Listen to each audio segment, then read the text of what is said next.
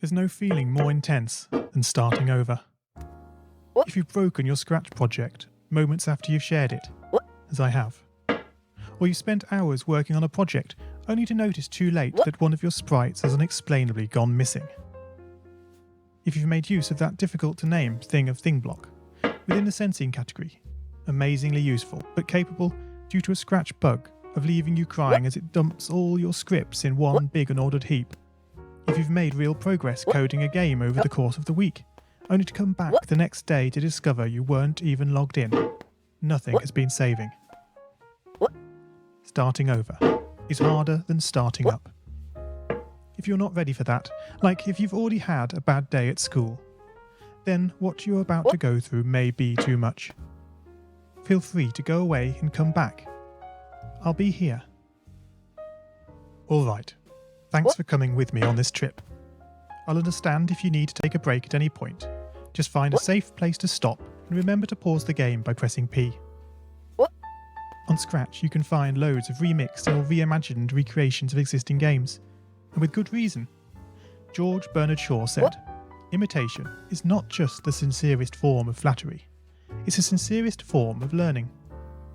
This game is a recreation of a game that came out in 2017, titled Getting Over It with Bennett Foddy.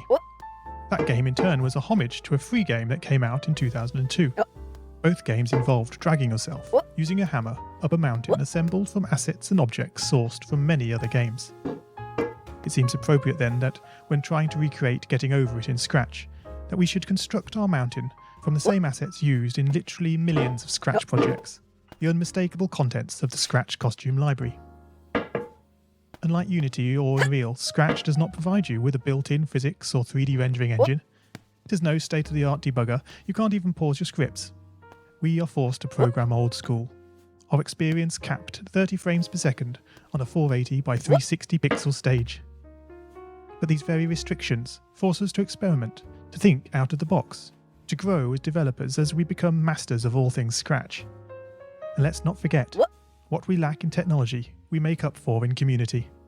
This fantastic bunch of budding software engineers, building, learning, creating, playing, remixing, as diverse a group of people as the very Scratch assets we now so skillfully attempt to ascend. The act of climbing, in the digital world or in the real world, has certain essential properties that give the game its flavour. No amount of forward progress is guaranteed. When you start Getting Over It, you're standing next to a dead tree, which blocks the way to the entire rest of the game. You prod and poke at it, exploring the limits of your reach and strength, trying to find a way up.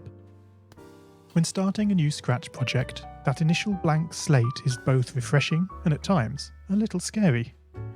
Wouldn't it be great if we could travel forward in time and review our finished projects to see how well they turned out? I certainly wish we could. The real draw of coding, what gives it that special zing, is the challenge of accomplishing something you've never done before.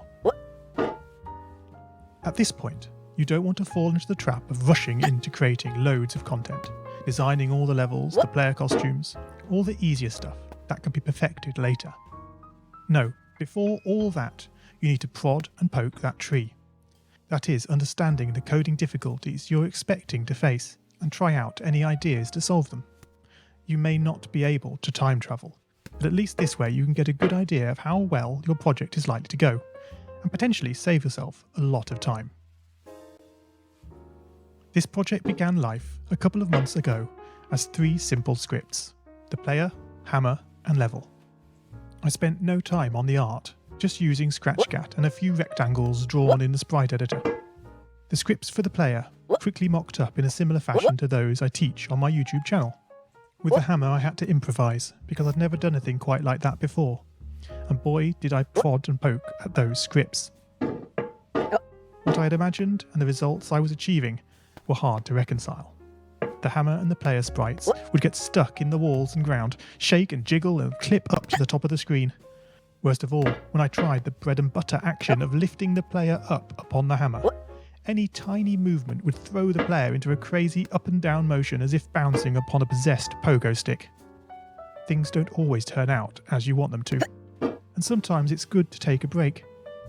So, for the time being, I shelved the project, letting it slowly slip down the list of unshared projects, joining the countless multitude of unfinished, unseen projects that haunt the vast storage archives of MIT. Have you, as you've been playing this game, stopped to wonder how you can balance on a hammer that is held out to one side? It feels quite natural in game, but try it in the real world, and you'll not get your feet off the ground.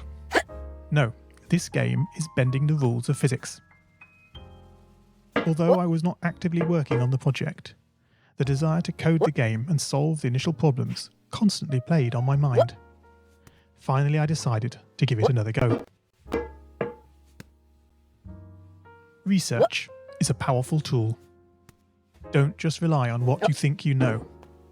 YouTube can be a great resource for gameplay videos. Being able to pause and rewind the action is invaluable. Did you know that you can step through videos frame by frame using the angled bracket keys? My research helped to confirm many thoughts I'd been having, and also uncovered some nuances around mouse movement that had really got me stumped. All this was food for my brain, and I was super fired up to bring it all to scratch. And so, back in Scratch, I completely restructured the player and hammer scripts, bringing the scripts together in a single sprite. This allowed the movement of the two objects to be tracked together and to move dependent on each other. Of course, in coding, as in real life, you often have to compromise. It isn't reasonable to implement a full physics engine in Scratch, but often it's enough to create a good estimate of what the player is expecting. 1 + 1 is 2. If this wasn't always the case, if sometimes the answer was 3, then we would be in trouble. The addition operator is therefore referred to as deterministic. Similarly in Scratch, if your player sprite reports that it isn't touching the level, then you would expect, assuming the player is not moved relative to the level, that this would continue to be the case. As it turns out, the sensing block in Scratch does not behave like this. It can be non-deterministic. This is down to how Scratch draws its sprites. Their size and shape can change very slightly depending where on the screen they are first visualized. This can easily break a carefully crafted platforming script, resulting in sprites becoming trapped, teleporting to the edge of the screen, or worse of all, your game freezing up. One solution I'm fond of using is to create a short fix-up script that, on detecting an unexpected collision, moves the sprite this way and that in an ordered pattern until it finds